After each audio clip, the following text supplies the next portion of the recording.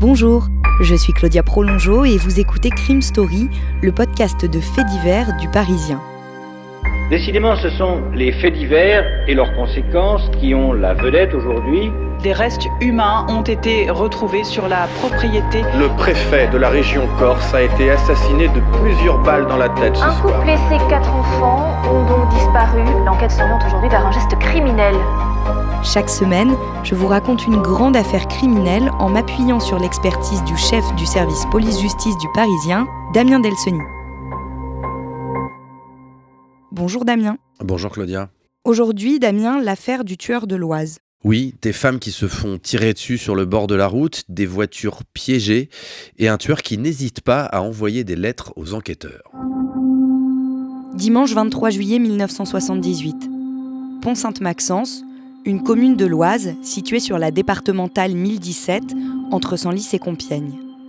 Il est un peu plus de minuit et Karine, 19 ans, rentre chez elle à pied après une séance de cinéma.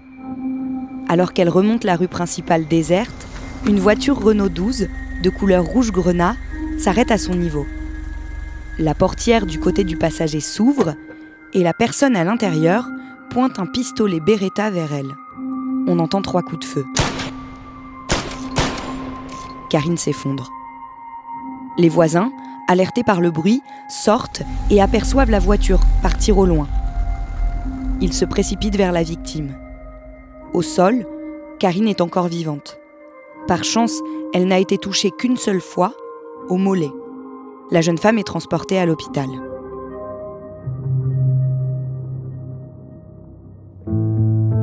Quelques jours plus tard, elle est entendue par des enquêteurs du PSIG, le tout nouveau peloton de surveillance et d'intervention de la gendarmerie à Chantilly. Elle leur raconte la scène comme elle s'en souvient. Les gendarmes réalisent que la voiture ayant croisé la route de Karine cette nuit-là a été volée quelques jours plus tôt à un automobiliste qui avait laissé les clés dessus. La jeune femme décrit physiquement son agresseur, un homme dont elle a aperçu le visage dans l'encadrement de la vitre. Il est jeune, beau, propre sur lui. Les gendarmes sont chargés du dossier. Le portrait robot dessiné sur les indications de Karine est trop imprécis et ils décident de ne pas le diffuser. 2 mois plus tôt, le PSIG a été confronté à une autre affaire. Un soir de patrouille, en mai 1978, le peloton de surveillance de Senlis découvre dans un chemin de terre, au niveau du carrefour des Ripailles à Chantilly, une Peugeot 504, abandonnée. Le pare-brise est cassé, la lunette arrière criblée de balles. À l'intérieur du véhicule, on trouve des cordages, des mégots de gitane, une seringue avec des traces de poudre blanche, des papiers de bonbons et de chewing-gum, un mouchoir taché de sang et des douilles de carabines et de pistolets 9 mm. À quelques mètres de la voiture, par terre, ils trouvent un plan griffonné à la main de la poste de Pierrefonds, une autre commune de l'Oise. Ça semble être les préparatifs d'un hold-up. Ils alertent l'antenne de police judiciaire de Creil, à l'époque chargée des affaires de banditisme dans le département. Après vérification, la police s'aperçoit que la voiture a été volée quelques jours auparavant à la femme d'un gendarme qui faisait ses courses et avait laissé les clés sur le contact. Damien, à ce moment-là, est-ce qu'on fait un lien entre ces 2 affaires ? Non, aucun, et objectivement, il n'y a pas vraiment de raison d'en faire. Là, on est face à 2 vols de voitures. En fait, le seul point commun, c'est 2 voitures volées. Une qu'on retrouve vide, alors avec du matériel dedans, qui effectivement peut ressembler à un matériel de préparation d'un braquage, et une autre voiture volée qui est utilisée par un homme pour tirer sur une femme.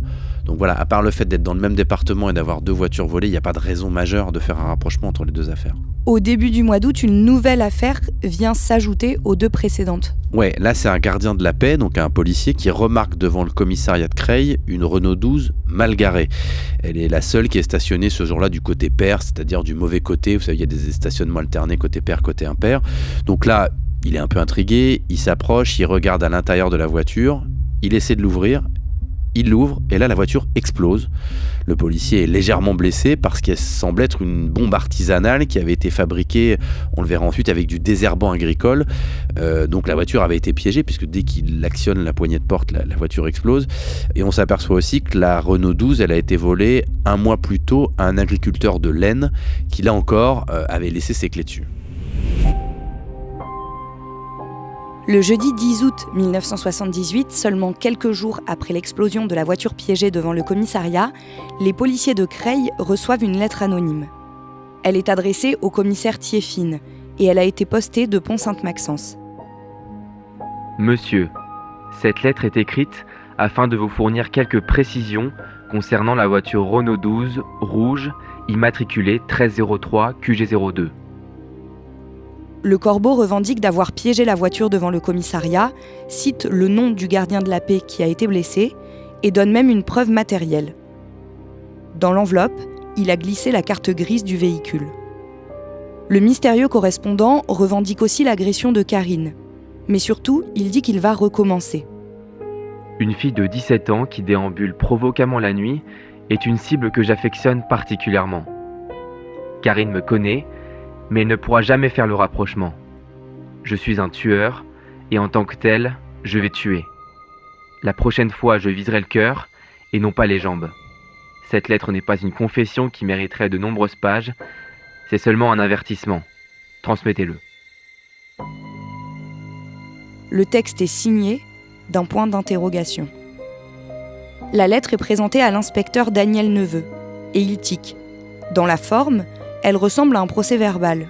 Surtout la phrase « Renault 12 rouge, immatriculé 1303 QG02 ».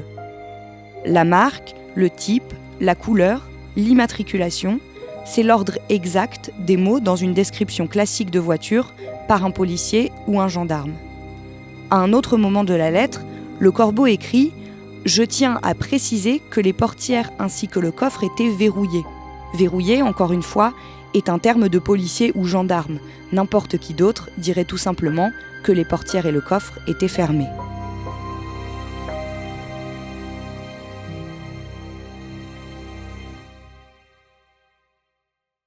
L'inspecteur Daniel Neveu, il fait part de son intuition à ses supérieurs ? Oui, parce qu'il reçoit quand même un courrier suffisamment inquiétant qui revendique à la fois une tentative de meurtre et le fait d'avoir piégé un véhicule. Donc il va faire remonter cette info-là. Il a déjà des doutes sur l'identité possible du rédacteur de cette lettre anonyme et il pense, et il dit à ses supérieurs, moi je pense que ça peut être quelqu'un de chez nous. Alors quand on dit quelqu'un de chez nous, c'est soit un policier, soit un gendarme. Donc le fait de jeter le soupçon sur un membre des forces de l'ordre, ça fait que sa hiérarchie est pas très prompte à réagir et à creuser cette piste tout de suite. La Peugeot 504 qui est retrouvée en forêt de Chantilly, elle n'est pas mentionnée dans la lettre anonyme en revanche. Non, elle ne l'est pas, mais en revanche, les policiers ils vont faire le lien avec cette 504 retrouvée en forêt de Chantilly grâce aux empreintes. Quand ils ont retrouvé cette Peugeot 504, ils ont passé un peu le véhicule au peigne fin, ils ont retrouvé des empreintes. Et dans cette 504, il y a des empreintes qui sont aussi sur la lettre anonyme et qui sont aussi sur la Renault 12 piégée devant le commissariat. Donc comme ces empreintes correspondent, on peut estimer que le fameux Corbeau, il est à la fois derrière la Renault 12 piégée, la lettre anonyme et la 504 dont on se souvient qu'elle était remplie de cordages, de sang, d'un certain nombre de choses qui pouvaient laisser penser à une voiture utilisée par des braqueurs. Et est-ce que les policiers vont parler de cette lettre à leurs collègues gendarmes qui sont chargés d'enquêter sur l'agression de Karine ? Non, alors malheureusement, on a envie de dire parce que... Alors, il y a plusieurs raisons. Il y a une éternelle guerre en France entre la police et la gendarmerie qui était peut-être encore plus forte dans ces années-là, dans les années 70-80. Il y a cette espèce de petite guéguerre permanente entre les services qui fait qu'on ne parle pas de ces dossiers à la maison d'en face, entre guillemets. Et alors en plus, là, ce qui va encore complexifier la communication, c'est que ce sont des magistrats différents qui sont saisis parce que c'est pas tout à fait le même secteur géographique. Donc en gros, les policiers, ils ne parlent de rien aux gendarmes. Les magistrats communiquent pas non plus entre eux parce que ce sont des affaires qui sont traitées sur des lieux géographiques un peu différents. Et puis, il y a aussi une dernière chose, c'est que l'inspecteur Neveu, lui, il est policier. Lui, il a une intuition, c'est que l'auteur de cette lettre anonyme, qui revendique donc des faits criminels, il est gendarme. Du coup, il va se dire, pourquoi alerter les gendarmes alors que peut-être le tueur, ou en tout cas le criminel, est parmi eux. Donc par souci de ne pas ébruiter l'affaire et de ne pas faire capoter l'enquête, il va faire ce choix de dire, je crois qu'en fait, il vaut mieux pas en parler aux gendarmes, quoi. En 1978, dans l'Oise, on est dans une situation un peu particulière parce qu'on sort tout juste d'une affaire qui a traumatisé la population.